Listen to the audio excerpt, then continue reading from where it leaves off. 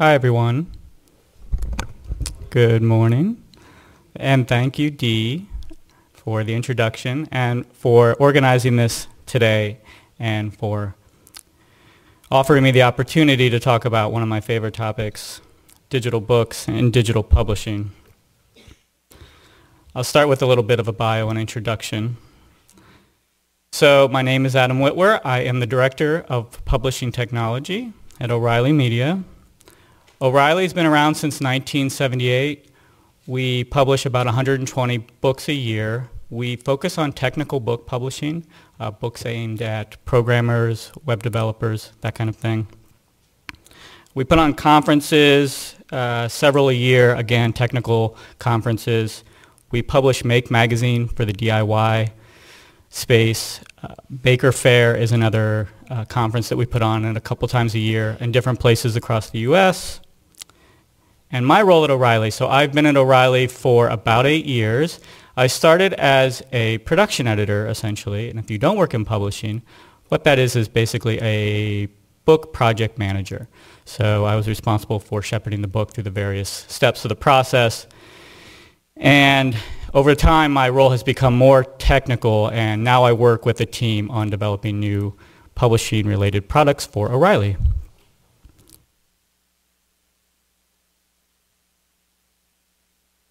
So for the purposes of this talk, my story really starts here with the book.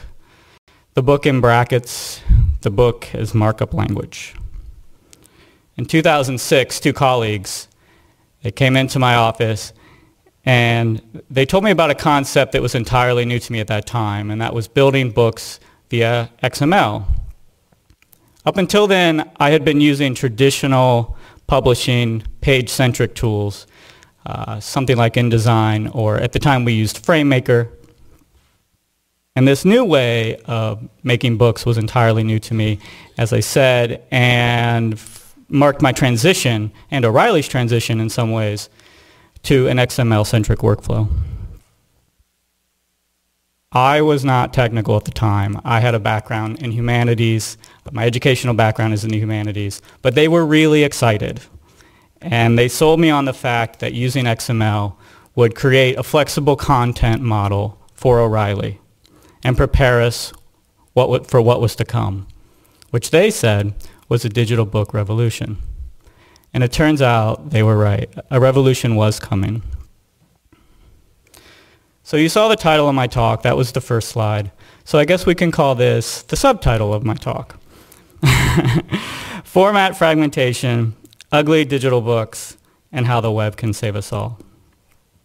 So I'll explore how format fragmentation and modern digital book ecosystems blocks innovation and forces developers to make ugly and semi-functional digital books. We can find a better way, and I'll propose that one way is to use the web. In terms of structure, we'll start with a look at how we got where we are today. From there, we'll consider how this digital landscape affects the way publishers and digital bookmakers design and sell their products. So I said in 2006, this kind of started for us at O'Reilly. And it was really timely because right thereafter, over the next 2 years, the digital book landscape kind of exploded. Over the course of 2 years, major digital book formats which hadn't existed previously were now there, and publishers had to deal with them. Before, publishers obviously were just publishing a single print copy for which they were responsible, but now they were being asked to not just publish that single print copy, but in addition to that, all these major digital formats.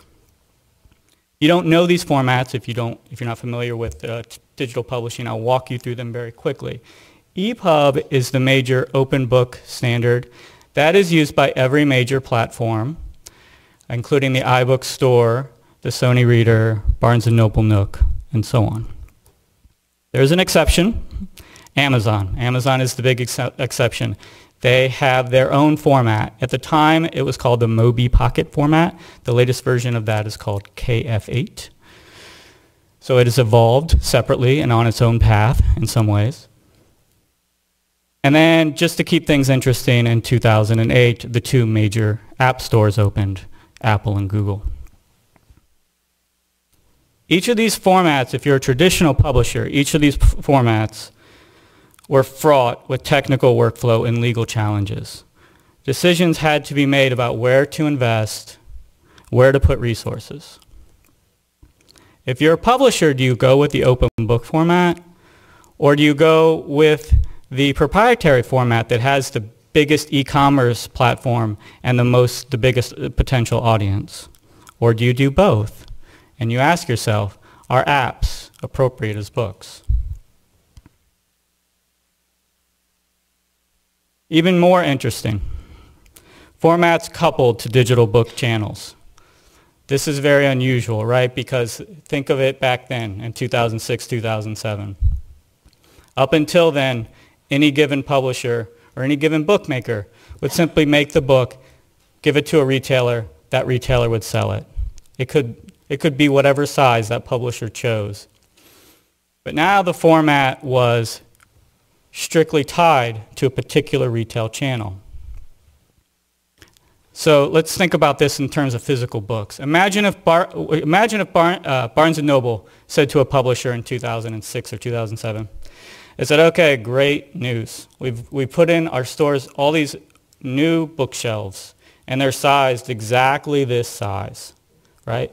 So in order for you to sell books in our bookstore, you have to make sure that the books that you give to us fit really snugly, right, in those bookshelves. Now, we realize that no other retailer uses bookshelves of this size.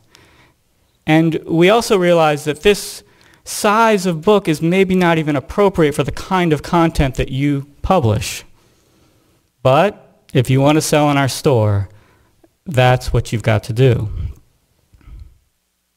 And this is the landscape that the publishers were faced with. As you can imagine, they were alarmed. And I was there, and we were. So just a quick note. So the search term in the bottom left corner, yeah, that's your left. That's the search term I use, and that's the user on Flickr, and that's the user, and they've released it under Creative Commons license, for which I thank them, so that I could use them in my slides. And as I said, at O'Reilly we had this. We had the book as markup language. We were reasonably well positioned. We had created this flexible content model, and what my two colleagues had proposed, we actually pulled off. And we got pretty good at transforming that XML into other flavors of markup. And that's basically what each of those channels were, in a lot of ways, different flavors of markup, which is what this slide shows. If you want to know the nitty-gritty behind all this and the dirty details, you should attend my colleague's talk, Sanders Kleinfeld, immediately after this one in this room. So I guess at O'Reilly we thought we were pretty cool. I don't know if we actually were, but we thought we were. You know, the format fragmentation, though, is even worse, I describe, because the difficulty of choosing which digital formats to use is made worse because of how the platforms handle those formats. So an EPUB will look inconsistent and behave differently on all the major EPUB channel platforms. And a Mobi KF8, same thing. A Mobi, so you might download the iOS app for the Kindle platform, and you will open your book there, and it will look one way. And then you will open that same book on your e-ink device, and it will look a different way, and it will behave a different way. One version of that platform may support video, and the other one might not. So let's fast forward. This is 2012. And here's where this format fragmentation has brought us today. This is a screenshot from the website Atavist, which is a startup that created a content management system for outputting to all of these various formats. Not a diss on Atavist. They are simply reflecting the reality of the digital book marketplaces today. Oh, also, I picked it because I love the illustration. This is actually, what's great is it's the case of the missing moon rock, and the guy, it's a detective, he's got a cigarette and he's in a spacesuit. So that's pretty awesome. So I want to take a closer look at these formats so that we can understand them. And this really is the reality. This reflects the reality of the digital book in 2012. Each of these buttons links to a different retail channel. One is a custom reading iOS app that the Atavist team created. 4 of these are probably the same EPUB file, but each will potentially look and behave differently, as I said before, on the various platforms. KF8, of course, is the latest Kindle format, proprietary format. I don't know exactly what the iBooks Enhanced file is. It could be one of a few things. I don't like the sound of it. So I guess more beyond this particular screen, what I'm really interested in is where are we headed with this? Is this the digital book in 2020? Is there a single platform that assumes all other platforms? Is there a winner? Or maybe this. I started to make up a few, and then I just said I can't do this. So Bookomator and Booktastic was as far as I got. So you can take those if you want to start an ebook startup or something.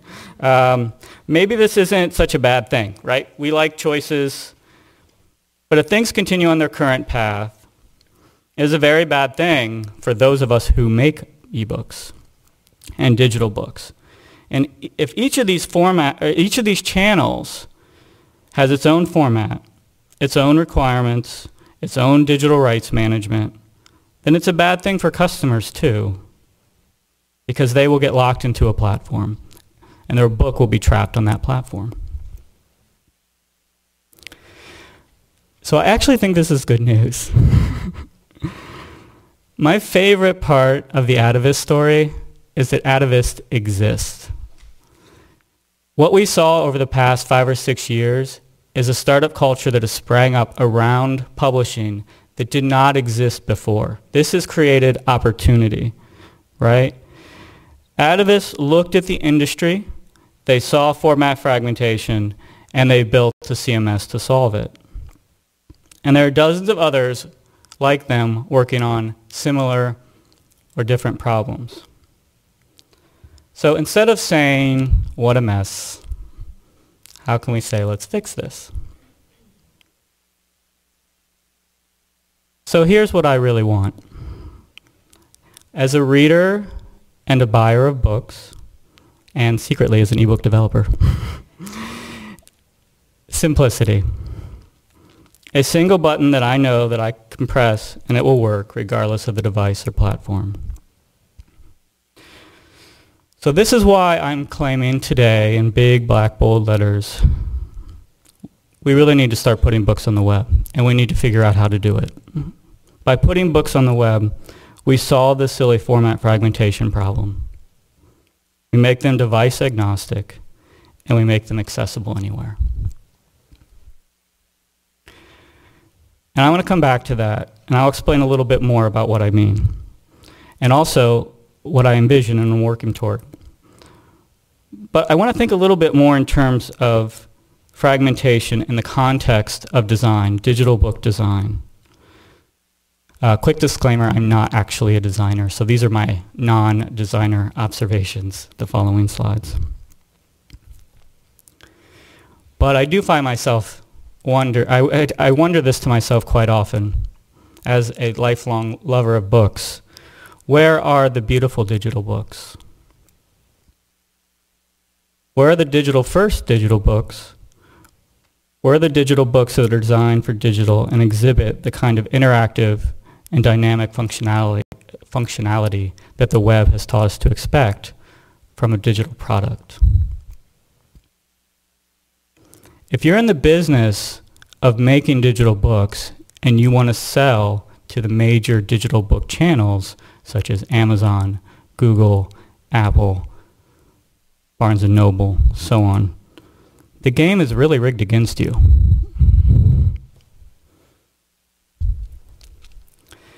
As a result of this format fragmentation, we've seen the rise of the conversion vendor. If you work in publishing, you know what this is. If you don't, I'll explain it very quickly. After a book is shipped off to the printer for printing on the printing press, the files are normally sent to a third party for conversion to the various digital formats. As new formats emerge, the publisher relies on that third party to keep up with those formats and to tell them about it and to help them work through it.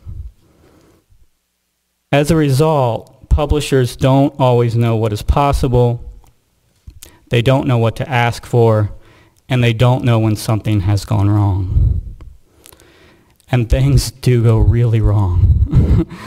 So you probably heard this story, right? It was, if not, maybe it didn't make it outside the realms of publishing circles. But J.K. Rowling, of course, is the author of the Harry Potter series, and she decided to publish a book aimed at adults. And so she released the ebook. Hachette, one of the biggest publishers in the world, one of the biggest digital bookmakers in the world. Hachette published this, and if you can't read that caption, let's see. I can read it for you. I can't read it either. It's too small on my little screen too. Anyway, it basically explains that in the bottom right corner, the Kindle, that's the Kindle conversion. Customers bought that. They opened the book. That's what they saw. That's what they saw on every page, basically, like 2 letters, 3 letters. So she isn't. Laura Hazard Owen is great, by the way. She's a great journalist that covers publishing. And her headline here is not exaggerating. It's literally unreadable. And this is, again, by one of the biggest publishers in the world. I don't exactly know what happened here, but this feels like a digital book conversion gone wrong to me. And this is the digital book as second rate. This is the digital book as an afterthought, an export format. While the publishing industry is improving in its treatment of the digital book, it is still treating it as a second-rate product, barely worthy of a quick QA, as evidenced by that last slide. Whereas printed books are carefully created artifacts, digital books are not typically given the same amount of attention. Also, these conversions that I've been describing, they often happen in odd points in the book's life cycle, such as before the proofread. And you can imagine the results of that. It makes a second-rate product that much worse. Being an ebook developer in this landscape can be very frustrating, and you may be prone to tweet grumpy comments. I think you can read that, so I don't need to read it to you. But this is the kind of thing that if you make ebooks, it resonates. Let's just say that. Digital book retailers try to address these concerns by adding yet more formats.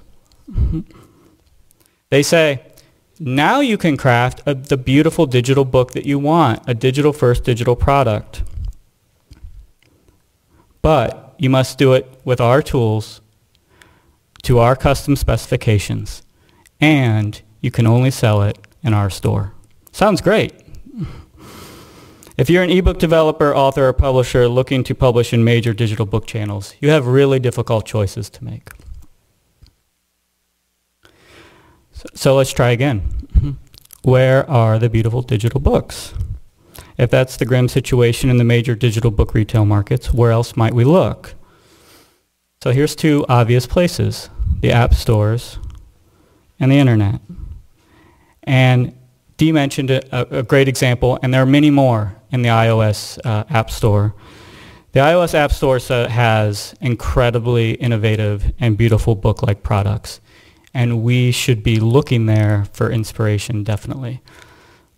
But longer I work on ebooks and the longer I am a reader on these various devices, the more and more wary I am of platform lock-in. So when I think about where I want to put my own resources and what I want to spend my time working on, I really want to think about the web. The web potentially gives me that read it now button.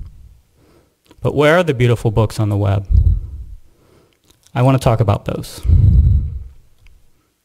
So I have an example of what I'm going to call a digital book on the web. It's kind of squished on that screen. I don't know if it was me. It's kind of at the wrong aspect ratio. It's much nicer. Anyway, so I don't know if you're familiar with ESPN Outside the Lines. It doesn't matter if you are or aren't. But basically what it is Outside the Lines is a TV show. It is a website. It is these things.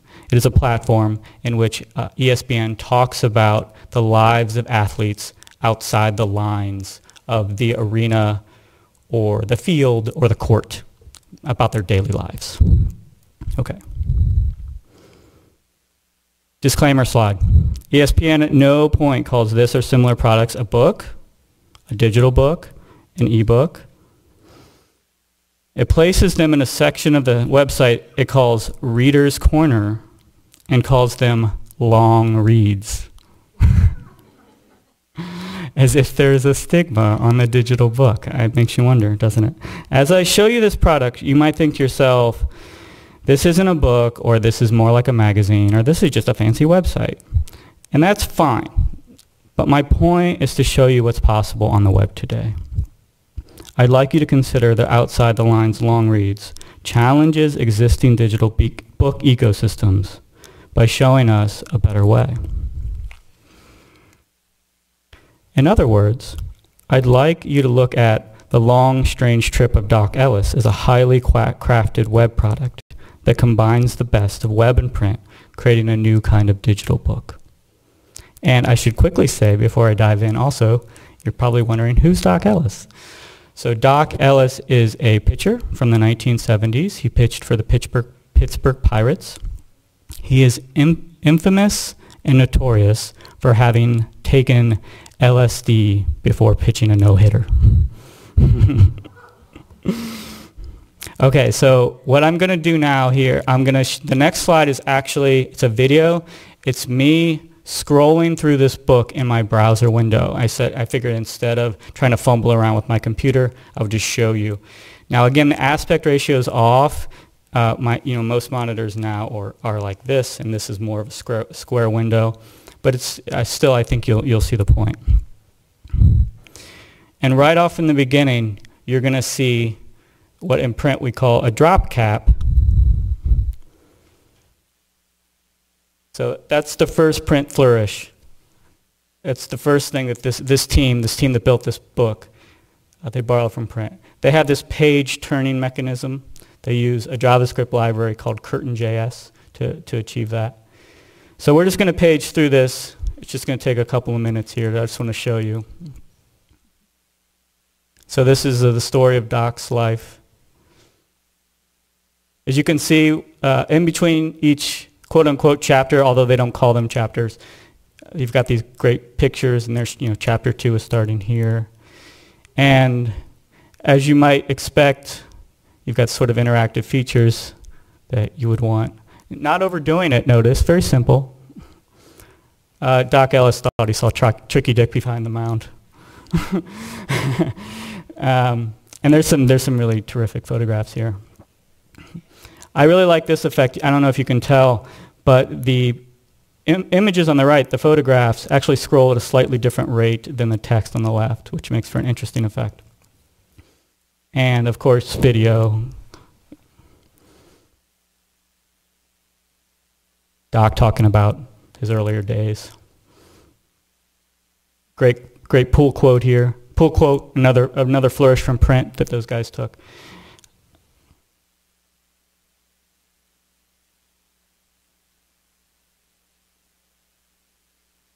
Really great photographs from the time on the left margin there.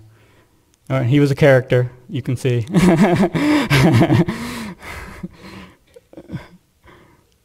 And we're getting on toward the end. It's 7 chapters. So this is chapter 6. More great photographs and tickets. Oh, I love this, the baseball collection, like tucked away between the different chapters. Such a great touch. And statistical data about his stats, how he pitched. And then the final chapter where he talks about, he reflects on his life back then. Another video, and then it ends with this wonderful picture of Doc.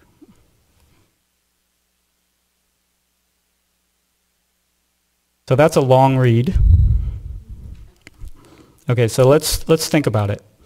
How is it not like a digital book? Well, it's available on the web. Number one, digital books aren't available on the web. It's interactive in a way that is often very difficult in the major digital book channels today. No specific device needed. I could give you the URL and you could all open it on every single device that is out there. Not an export format, and by that I mean it is not an afterthought, and I want to talk more about that as well.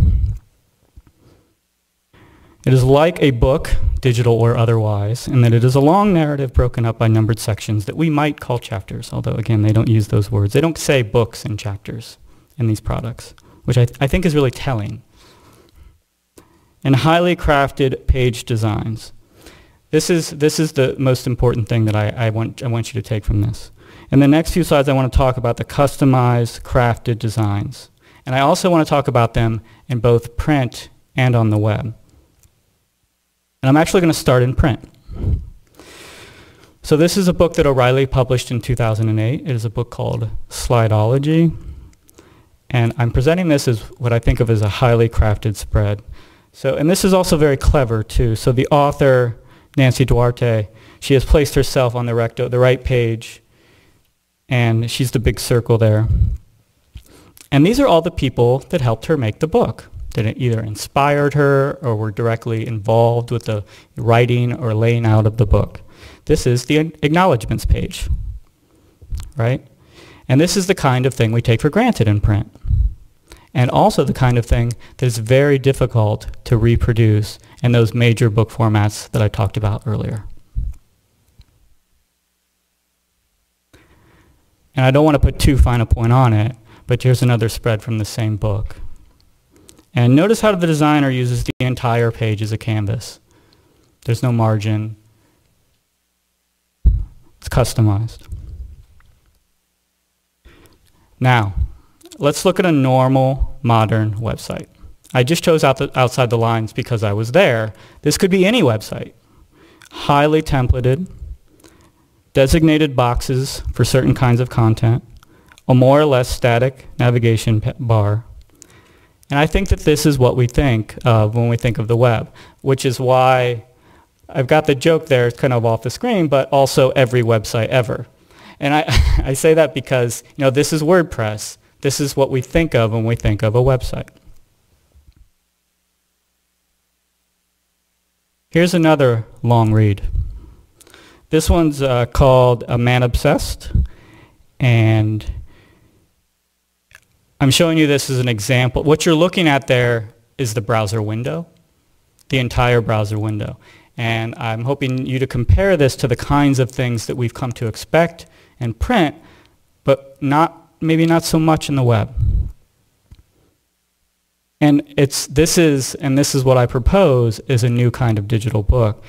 And notice the great video over his eye. And you've got the page turn mechanism on the right side there. And again, very highly crafted. I don't think that this is just a one-off. I think that this is a thing. I think that this is a trend. I think that this is coming. And I think that we can take part of it. So these are two smart web people. And I'll just go ahead and read these. Excuse me. The web is the most advanced publishing system we've ever had, but the process in which most people publish is backwards next to print. In print, every fiber of the page is yours to define. And on the web, the page belongs to Mark Zuckerberg, or whoever coded your template. You express yourself on the web by filling out text forms. Another way is possible. So that's Cody Brown. He's associated with NYU. And Evan Williams, you probably know, one of the founders of Twitter. In many ways, the web is still mimicking print concepts while not catching up to it in terms of layout, design, and clarity of experience. The really interesting thing about these two quotes is they weren't just kind of said offhandedly. These are manifestos. These are excerpts from manifestos that each author wrote while announcing a new platform for creating pages in a new way. So Evan Williams is called Medium, which he announced back in August, and it's basically just been a blog post, and we haven't seen what this Medium thing is really. And Cody Brown's is a platform called ScrollKit. And they both advertise it as, again, making web pages in a new way, unexpected way. That's all I know. The platforms aren't even really launched yet. Here's something else. Switching a little bit, but maybe on the same topic, so on a related topic. Typography on the web. The web is finally catching up to print. Stuff that we take for granted in print, the web is now basically building into the CSS3 modules. This one's the fonts module. So this is explaining the ligature. They also diacritical marks, tabular numerals, small caps, swash glyphs, and so on. The web is getting serious about typography. And I know all the old print people are in the audience going, oh, it's so cute, they discovered ligatures, you know, but...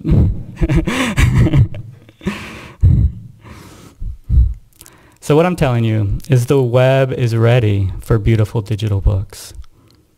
Let's take the hard-won design concepts from print and figure out how they fit on the web and how they can help us make better digital books.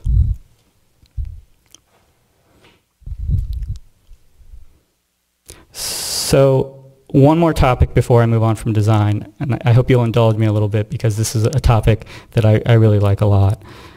So discussions of digital design inevitably lead to discussions of enhancements.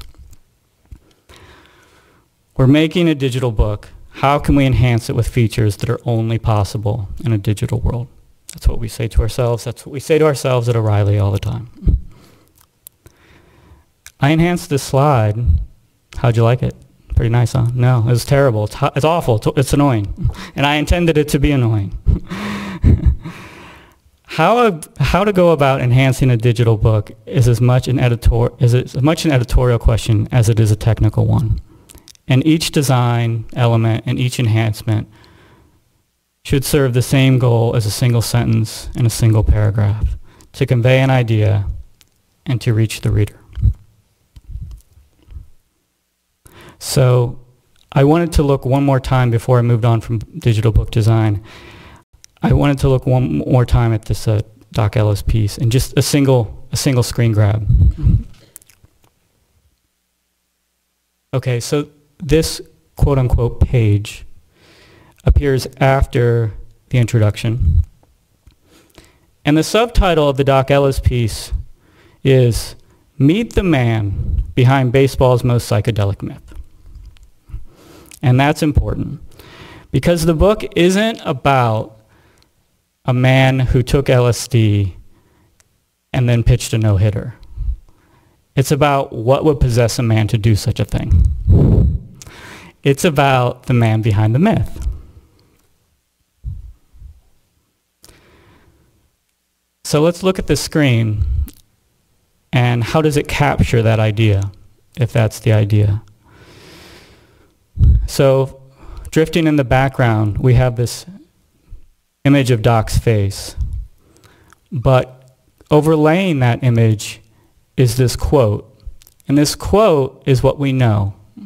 This is the myth, getting in the way of the man, standing in between us knowing him as a person. This works even better in the print version. You probably don't remember, but as you scroll down, what happens is initially you see Doc's eyes. And then the quote pulls up and covers his eyes and covers his face. and gets in the way. So simple and so effective and powerful as a way of capturing the idea of the piece. Okay, that's all this non-designer has to say about digital book design. I'm going to move on to digital book markets, which is maybe the elephant in the room.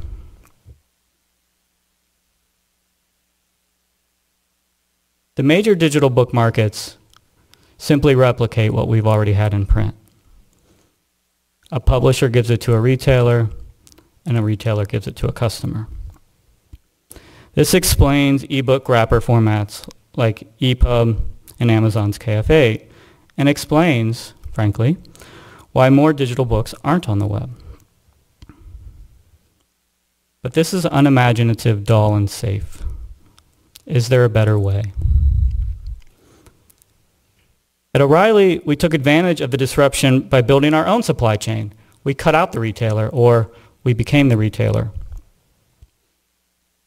And we created this marketplace for what we call digital book bundles. We tried to offer the bundles in various formats. We give customers lifetime updates. We sync with their Dropbox account. No digital rights management, download it anywhere, read it anywhere. Our customers have recognized and responded. At O'Reilly, my colleague and I, Sanders, have been a witness to the evolution of this market into nothing, into a multi-million-dollar business at O'Reilly. And that's been amazing and exciting. But I still think books belong on the web. And I still want to know what's stopping us. I assert that we can do better. But this question is what's keeping us. And I don't mean to say that this is the only question that is standing in the way. But it's because we can't answer this question. We started down a path that creates formats and market silos, a path that is bad for us as readers. So how can we get past this question? I don't know. But I really want to figure it out. And I have one idea. So this is an internet meme. So it started as it was in an episode of Futurama, and it was actually used sarcastically as kind of blind consumerism, an example of blind consumerism. Fry was like, "Shut up and take my money." But the internet has actually kind of reclaimed it, and normally when it is used on the internet, it is used when someone has made a product that is so compelling or has built up so much goodwill that the customer can't wait to give her money. Can't wait. I can't wait to pay you. You've changed my life. You've given me something important. I call this the shut up and take my money economy. And here's Randall Munroe, and I know it's kind of cheating to show Randall Munroe because I know everybody probably loves him. So he writes the XKCD webcomic.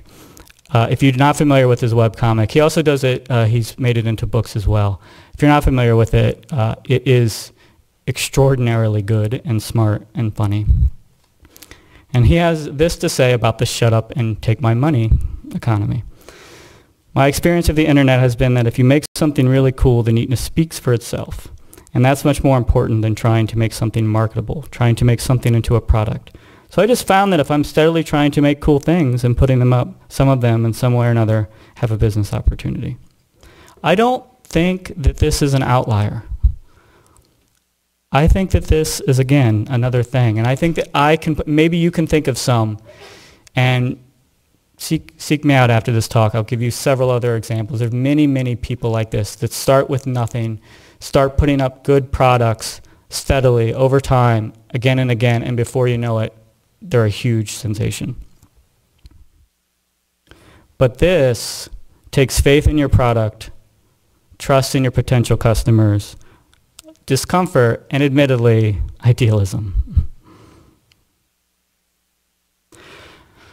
So as I get toward the end here, I'm going to speak to you as a reader and a customer, as someone who recognizes that creating good things is hard and that you deserve to be paid for them. So let's make me a deal, or let's make a deal. Make me a digital book that has this, with the craft and care that went into this, and I'll be just like Fry on Futurama. Thank you.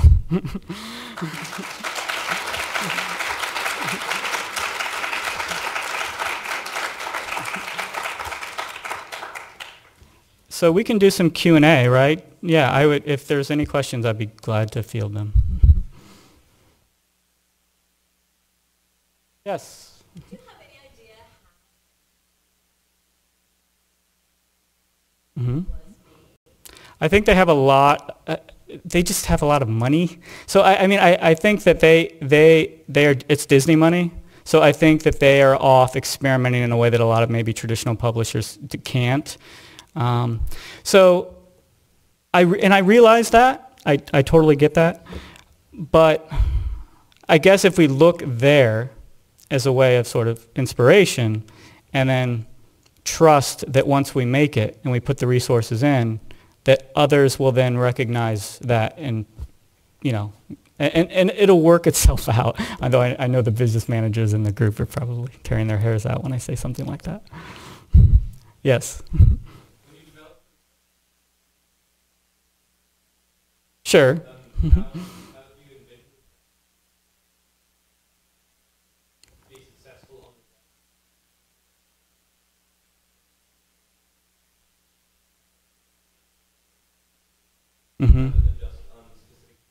Well, we have that already. Yeah.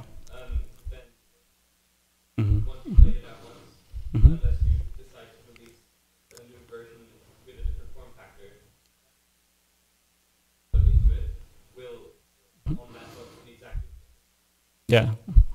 Yeah, absolutely. And I mean, that's a problem because the web evolves, and the book is a snapshot in time, for sure, from a design perspective.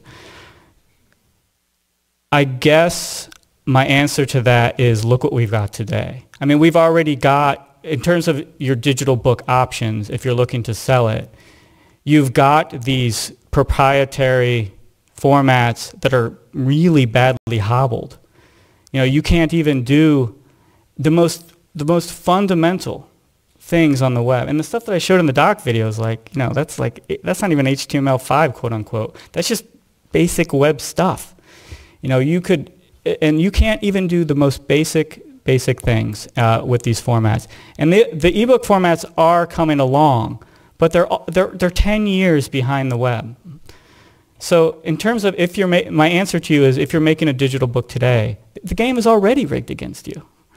So, where are you going to put your time and resources? And I think the web's the best place. Yeah. I'd like to ask a question about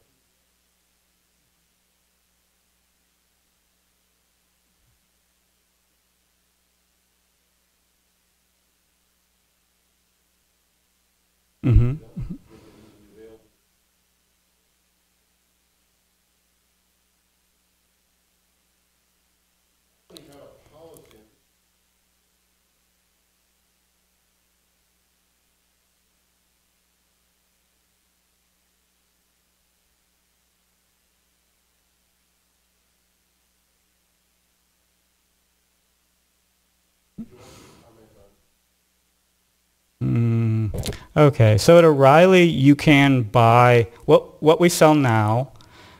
So you can get, we do make digital versions of our PDFs, and we try to enhance them. There's that word.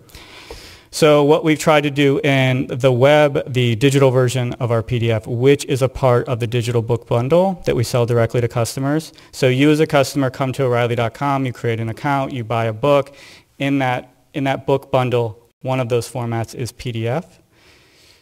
And that PDF does not necessarily look entirely like the print PDF. That is to say, we do things like, we have a lot of code in our book, so we do syntax highlighting where different parts of the code are colored in a different color, or the images themselves are in color. It's fairly highly linkable and that kind of thing. And then also, of course, on Safari Books Online, O'Reilly is a different entity than Safari Books Online, but we own half of Safari Books Online. And Safari, right now, you have sort of an either-or option for a lot of books where you can read it in a reflowable, EPUB-like experience, or you can look at the static pages, and that can vary from book to book about what's available. So those are the two ways. I'm not sure about the program. I don't know if we ever gave away PDFs wholesale for free. Sure, we give away a lot of sample PDFs and stuff like that. Maybe it's before my time. O'Reilly's been around a long time. So in terms of PDF in general, I mean, I don't know. So I think that's a really interesting question. And I take PDFs very seriously. And I haven't talked to them about it all today, but I've spent a lot of time developing our own PDF toolchain at O'Reilly for sure. Most O'Reilly readers today that buy direct from O'Reilly, so this is just that one channel, right? But it's a big channel, as I just said earlier. Most O'Reilly readers today say that they use the PDF. They prefer the PDF because I think that's probably because they don't want to they don't even know what an EPUB is. Like they don't want to mess around with all that. They just want to go to the, and that's what I mean kind of by the read it now button. You know, I don't think they want to go there and say, oh, an EPUB, and oh, does that work on my Kindle? Oh, it doesn't work on my Kindle. Why doesn't it work on my Kindle? That's weird. You know, and then so like, okay, well, fine. I'll just download the PDF, and I know that that'll work. So I think that's, I'm guessing. You know, I don't know. I don't know what every customer thinks, but I'm guessing that maybe if they had that Read It Now button, and they could just experience that book on the web, and it would open immediately without a lot of hassle for them, that they would do it. So what I think PDF is, I think PDF has its place. I think that ultimately I don't see how we can stick with static page formats in the future. The reality is digital. The reality is that we need content that reflows to fit the format in which, or the container in which it is being consumed. It seems to me anyway. So on the other hand, I don't think PDF is going to go away for 10 years or so. And I think, again, and I know I already said this, but I'll just wrap it up with this. I think, again, that the reason most readers at O'Reilly read the PDF is just because it's easy. It's because it's just what they know. And by putting books on the web, honestly, what I'm really saying is let's make it easy for readers.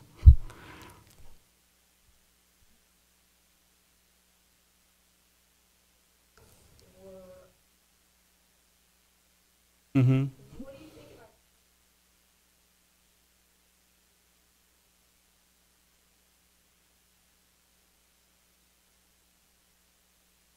Yeah. Mm-hmm.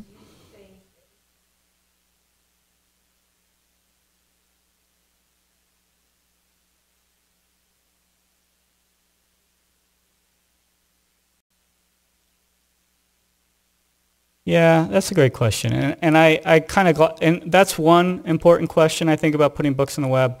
Archiving is a really difficult question when you start thinking about books on the web. So, and to answer to that one in particular, I'm always connected. I mean, I'm even connected when I'm on an airplane. So I think that I'm maybe extrapolating a little bit, but I think that problem of not being connected is going to reduce over time. That's one thing. The other thing is I think that there are technologies available today that you can basically, you could create a website and you could say cache a local version to my computer, and then that would work. And that's not perfect, an HTML5 technology, but that is also coming along, and it seems it's totally doable today. In fact, you could actually, as a test, because I was wondering if someone would ask that question, as a test, I clicked File, Save on that website, that Outside the Lines website, and just saved it to my desktop entirely, and it worked. Beautiful. It works. It works perfectly. The only problem is if you're not connected, the video's not going to work, obviously. And a couple of the little widgets where like I closed, like you were clicking through those numbers, they didn't quite work right. But you could read the entire thing, and the layout was preserved, and the JavaScript worked, so you got that page turning effect. I mean, I was like, this is fine. This is great. Yes. One more? Okay, only one more. Who's okay? Way in the back there.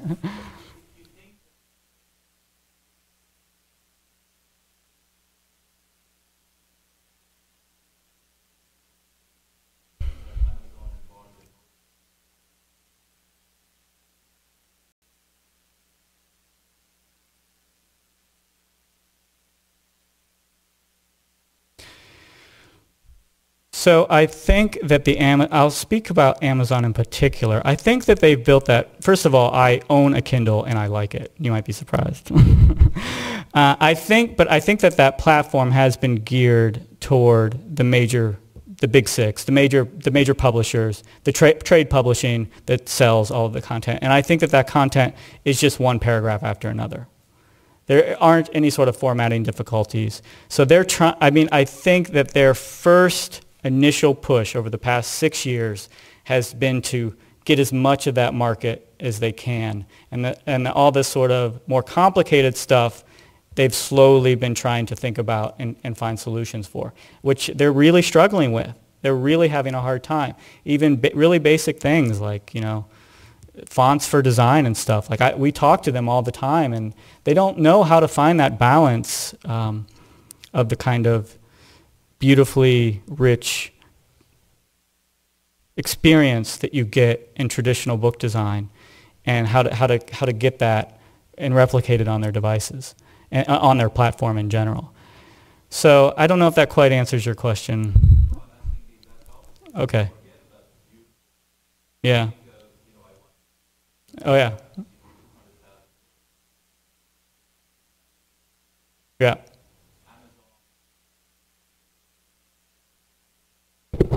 Sure.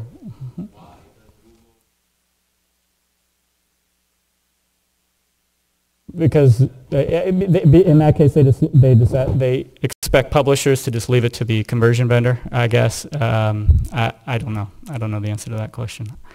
I think that Amazon has made it easy for publishers, and Barnes & Noble has made it easy for publishers when the text is really straightforward, because it enables them to get more books into the platform as quickly as possible. It enables them to create new markets around self-publishing and that kind of thing.